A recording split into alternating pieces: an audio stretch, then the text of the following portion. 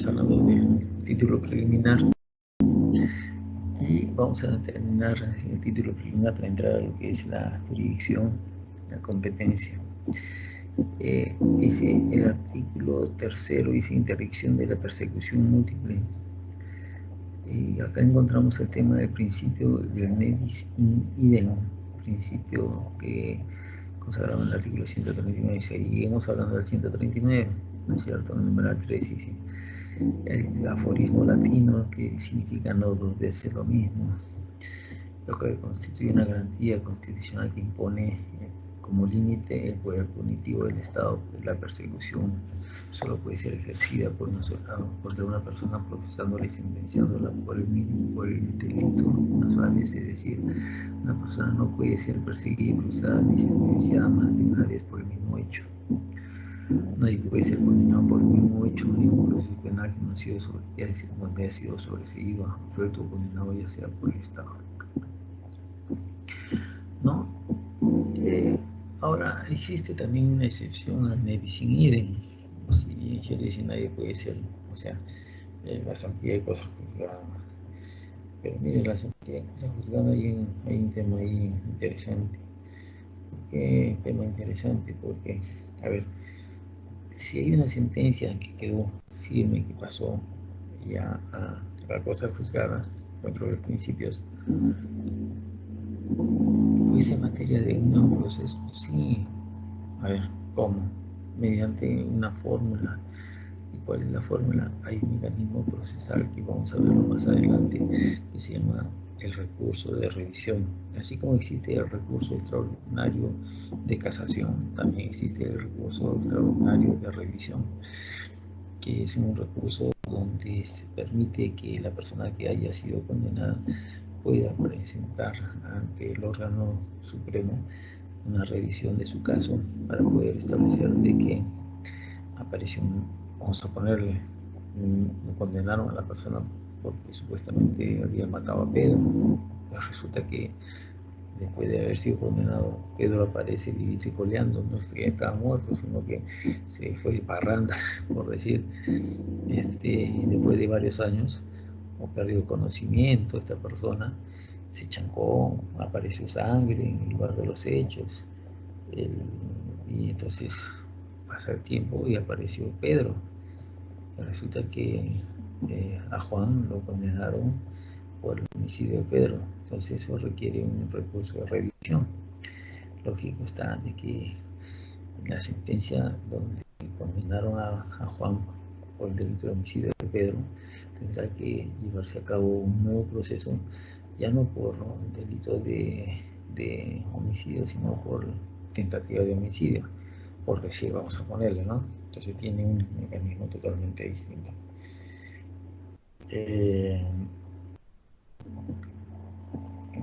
Eso va a servir como, como, como un mecanismo para poder avanzar, ¿no?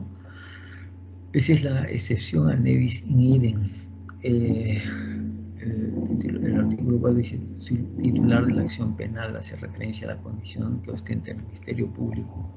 Dice el Código Procesal Penal, establece en su artículo 4, dice que el Ministerio Público es el titular de la acción penal en los delitos, tiene el deber de la carga de la prueba, asume la condición de la investigación desde el inicio. El Ministerio Público está obligado a actuar con objetividad, etc. Los actos de investigación que practica el Ministerio Público o la policía no tienen carácter jurisdiccional. Cuando fuera indefensable una decisión de esta naturaleza, la requerirá. ¿Por qué dice que no tiene carácter jurisdiccional? Porque no interviene el juez. Pero en algunos casos vamos a encontrar un procedimiento que se llama la prueba anticipada durante la investigación preparatoria, que se puede pedir que el juez valide un medio de prueba. O también cuando hablamos de las medidas limitativas de derecho, también veremos cómo es que el fiscal tiene la posibilidad de acudir donde el Ministerio Público, a efectos de poder lograr la, que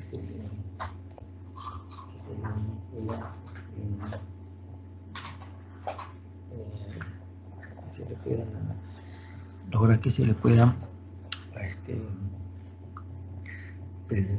el juez pueda darle ciertas preeminencias al Ministerio Público para que él pueda, en su condición de titular de la acción penal, asumir la carga de la prueba, ¿no? Y principio de objetividad, dice, objetividad, el fiscal debe actuar dentro del marco de una conducta funcional. Es un principio que va contra el principio de interdicción de la arbitrariedad. Este principio de interdicción de la arbitrariedad dice que el fiscal no debe buscar reunir los medios de prueba en forma despótica, tiránica y todo lo demás. Entonces debe ser objetivo. El principio de objetividad orienta la investigación preparatoria, ¿no es cierto? Reunir no solamente los elementos de convicción de cargo, sino también los de descargo que permitan al fiscal, en algunos casos, o sea, poder sobreseer. Un mecanismo interesante que vamos a encontrar en investigación preparatoria, porque se supone que se le atribuye a Pedro la muerte de Juan. Resulta que se le inició la investigación preparatoria y vencido el plazo durante la investigación preparatoria se reúnen los elementos de cargo y pues así se descargo. Resulta que dentro de los elementos de descargo aparece que el reconocimiento médico o el protocolo o la necropsia o los medios aportados tanto por la defensa como el Ministerio Público. Resulta de que la muerte no se produjo como consecuencia del disparo que produjo Juan a Pedro, ¿no? O viceversa, sino lo que se produjo es de que Pedro estaba muerto antes de que Juan disparara. Entonces, cuando se llegó a la escena del crimen, apareció que Pedro había disparado contra Juan, se apareció la pericia, el arma y todo lo demás, sangre y todo lo demás, pero resulta que con el tiempo, haciéndose las pericias correspondientes y todo lo demás, resultó que Pedro había muerto antes de que Juan disparara. Por tal motivo no le queda otra alternativa al fiscal que solicitar el sobreseimiento.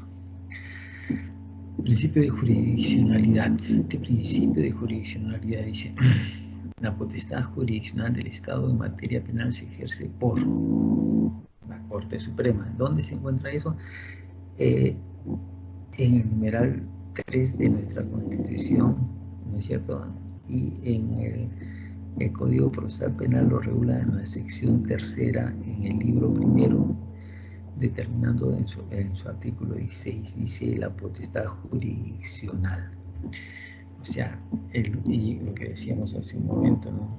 En la jurisdicción, el único que puede ejercer jurisdicción y lo ejerce a nivel de todo el Perú es el Poder Judicial como poder, y entonces ese Poder Judicial está conformado por una sala de la Corte Suprema que tiene jurisdicción a nivel nacional. Después vienen las salas de las Cortes Superiores. Acuérdense que nosotros tenemos 24 o 25 más de Cortes Superiores, porque acá en Lima, por ejemplo, ahorita ya tenemos Lima Este, Lima Norte, Lima Este, Lima Sur, Lima Norte, Lima Oeste y Lima Centro. Son 5 cortes superiores. Y en el Callao tenemos 3 cortes: la Corte del Callao, la Corte de Ventanilla, y hay una corte que creo que han creado, Ventanilla, Callao, creo que hay una corte más. Sí. Entonces, no podemos hablar en provincias tenemos infinidad de cortes superiores, ¿no? La Corte Superior de Arequipa, en Camaná hay Corte Superior de Camaná y así sucesivamente. Y después tenemos los juzgados penales constituidos por los órganos colegiados, unipersonales y colegiados, por los colegiados y los unipersonales. Jueces penales constituidos por los órganos colegiados, unipersonales. Los juzgados de investigación preparatoria, los juzgados de paz con las excepciones previstas por los juzgados de paz no letrados, ¿no? Para los juzgados de paz. El Ministerio Público también tiene, de alguna manera, esa jurisdicción, porque tiene un fiscal de la nación y tienen sus fiscales en cada corte superior, y tiene sus fiscales que de alguna manera, como titulares de la carga de la prueba, tienen que estar. El artículo 5 dice: competencia judicial. Determina la competencia del órgano jurisdiccional para conocer la etapa intermedia y todo lo demás. Cuando hablamos de la función del juez de investigación preparatoria y la investigación preparatoria, el juez tiene como función poder verificar si la acusación del Ministerio Público es una acusación que es válida para poderla pasar a el juez colegiado, el juez unipersonal. Esta función es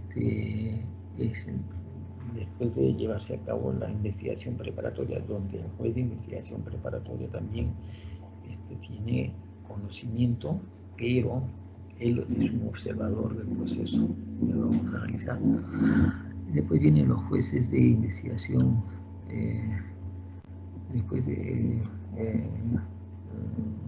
vienen los jueces de investigación de juzgamiento, que son los jueces unipersonales y colegiados, y ahí tenemos el principio de plural de instancias, donde tenemos las salas, ¿no?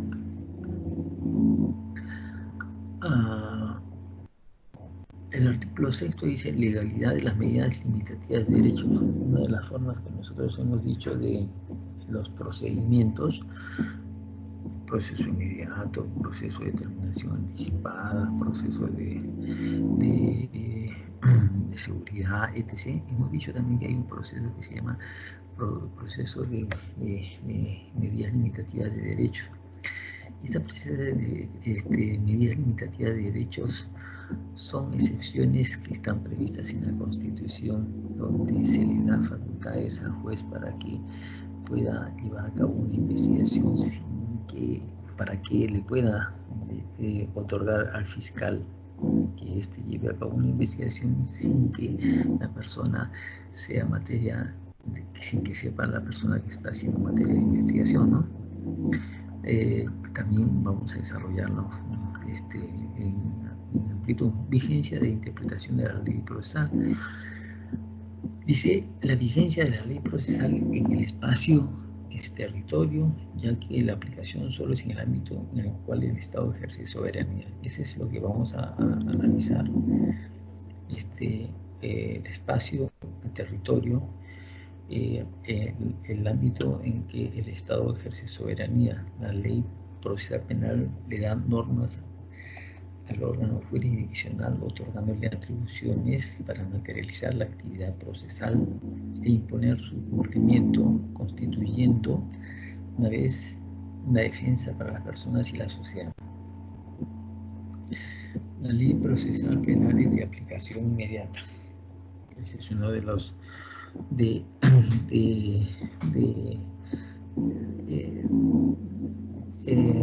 dentro de este artículo dice: la ley procesal es de aplicación inmediata, incluso en el proceso en trámite, y rige en actuación procesal. En actuación procesal, sin embargo, continúa rigiendo. ¿A qué se refiere esto? A ver, decíamos de que tenemos el Código de Procedimientos Penales y el Código Procesal Penal. Si una persona está siendo materia de una investigación con el Código de Procedimientos Penales, no puede el Código Procesal Penal arrebatarle la investigación el día y iniciar la investigación con el Código Procesal Penal, sino que su cumplimiento de la ley es al día siguiente del día siguiente de su promulgación, ¿no? Por eso que se habla, dice que la ley procesal está referida a los derechos individuales, sea la más favorable al imputado, expedida con posterioridad a la actuación procesal, se aplicará retroactivamente, inclusive por los actos ya concluidos, si fuera posible. Importante, ¿no? La retroactividad y la ultraactividad en materia procesal también encontramos. una de las cosas, por ejemplo, importantes es la aplicación del principio de legalidad procesal. Nosotros hablamos del principio de legalidad penal. Dice, nadie podrá ser condenado por un hecho o acto que al momento de su comisión no esté debidamente identificado como tal. Igual en materia procesal, o sea, yo no le puedo aplicar, a ver, en Lima solamente está en vigencia para ciertos delitos la materia procesal. Por ejemplo, si yo mato a una persona en estos momentos, estoy en Lima, ok, perfecto, me tiene que iniciar el fiscal la investigación con el nuevo o con el anterior, con el Código de Procedimientos Penales o con el nuevo Código Procesal. Me va a tener que iniciar con el Código de Procedimientos Penales porque ese es el código que está vigente en estos momentos para los delitos comunes. Pero si yo mato a una persona como consecuencia de pertenecer a una organización delictiva o ser terrorismo o pertenecer a que tenga relación con el delito de crimen organizado, entonces la norma procesal aplicable para mí es el Código Procesal Penal. A eso se refiere cuando se habla de la aplicación inmediata y los derechos individuales, ¿no? La ley que coacte la libertad del ejercicio de los derechos procesales de las personas, así como que el límite del poder conferido a las partes, sanciones y todo lo demás, se deberá de utilizar conforme a la ley que está es vigente en ese momento.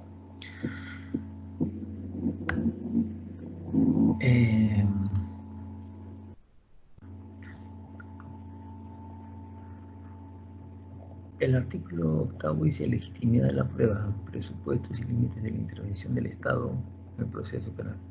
Tiene acción temporal de la ley, principio de legalidad previa, el tiempo de competencia clarificado. La ley puede aplicarse retroactivamente si no corresponde a la aplicación. A eso nos referíamos cuando hablábamos de ¿no? El artículo 2 de la ley dice el Estado se aplica a las funciones públicas en todo poder ejecutivo de sistemas, el funcionario del ministerio. Okay. Vamos a verlo eso dentro de un momento. Legitimidad de la prueba presupone, dice, todo el título criminal, el artículo 8 dice, todo medio de prueba será valorado solo si ha sido obtenido e incorporado al proceso por un procedimiento constitucional legítimo.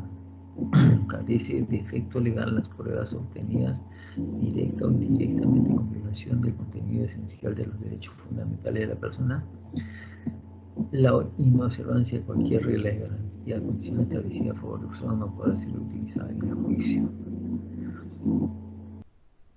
Solo pueden ser, dice, el numeral 1 de nuestro código, el legislado hace referencia a la constitucionalidad del Código Procesal Penal que impone límites al derecho a la prueba. Importantísimo conocer el derecho a la prueba, porque el fiscal ya no tiene la posibilidad de incorporar medios de prueba que han sido mediante tortura, o sea, o no se han llevado a cabo mediante el debido proceso. Ahí vamos a encontrar, por ejemplo, lo que se denomina la aprehensión de los medios de prueba mediante la cadena de custodia. Si esto se quiebra, se rompe, ese medio de prueba ya no tiene validez, o los obtenidos o las pruebas ilegales, la interceptación telefónica sin que exista un mandato judicial, las grabaciones indebidas, todo eso, o sea, permite que las pruebas que hayan sido obtenidas mediante violación del contenido esencial de los derechos humanos no tengan validez con relación a los medios de prueba.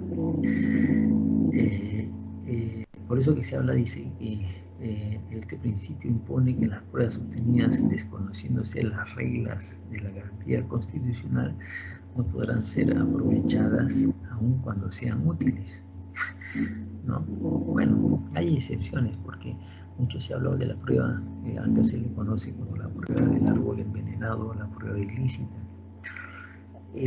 Hay ejecutorias, hay casaciones relacionadas a la prueba ilícita y a la prueba obtenida, o sea, y donde de alguna manera se le dice, a ver, tu juez, no valores la prueba prohibida, pero sí puedes darle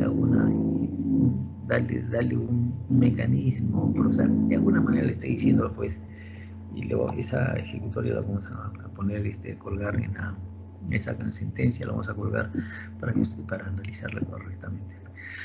El artículo 90 dice el derecho a la defensa. Toda persona tiene derecho inviolable y restricto que se le informe sus derechos, se le comunique inmediatamente y detalladamente de los cargos que se le imputan. Tiene derecho a un abogado desde el inicio, desde que es detenido. También tiene derecho a que se le conceda un tiempo razonable para que prepare su defensa, ejercer el auto material, intervenir con plena igualdad. Nadie puede ser obligado, inducido a declarar o reconocer contra la culpabilidad contra sí mismo ni contra el caudal cónyuge. Este inciso numeral 2 dice: nadie puede ser obligado o inducido a declarar o reconocer culpabilidad contra sí mismo o contra el cónyuge o contra sus parientes. Es importantísimo. ¿Por qué? Porque como este numeral dice, la persona, antes el sujeto que en el investigado era materia era sujeto de investigación,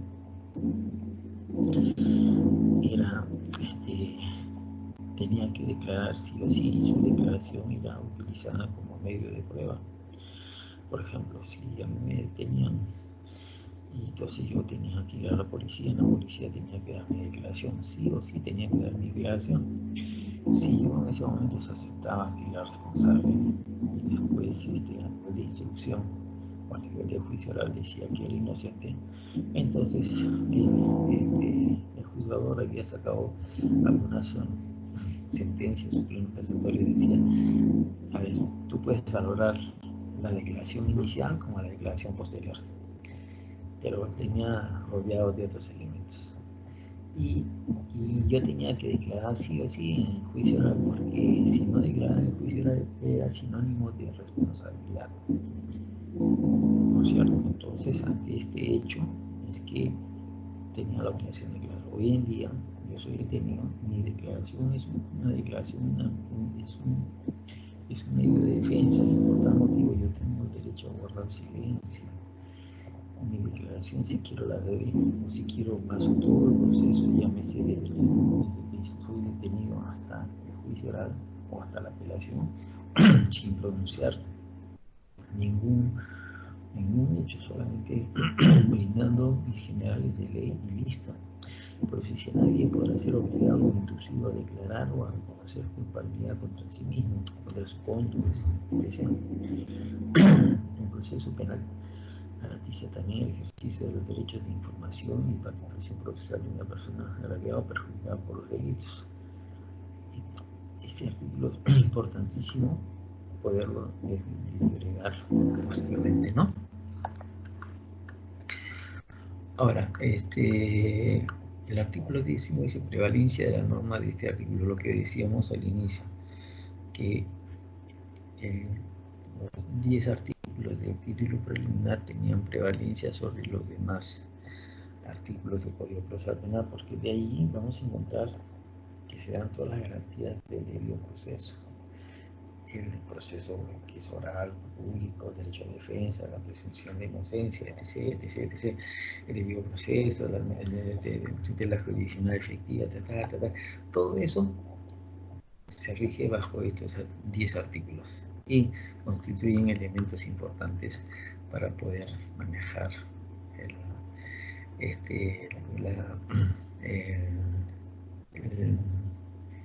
el nuevo Código Procesal Penal, ¿no? La importancia de verlas, de verlas.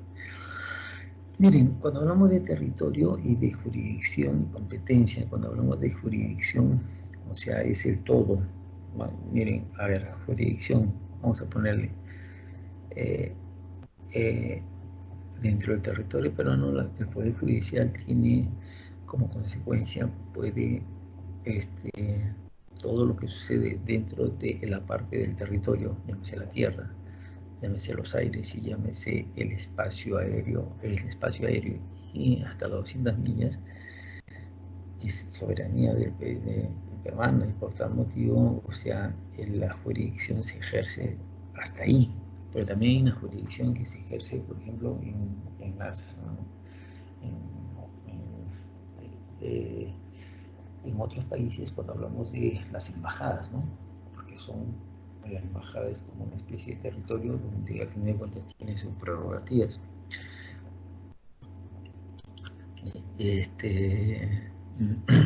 Otra de las características de la del, eh, ¿no? Tienes dentro de esa jurisdicción vamos a encontrar pues, que el Estado ejerce a nivel de todo el Perú, ejerce toda esa particularidad. Nos vamos a quedar acá y vemos más adelante.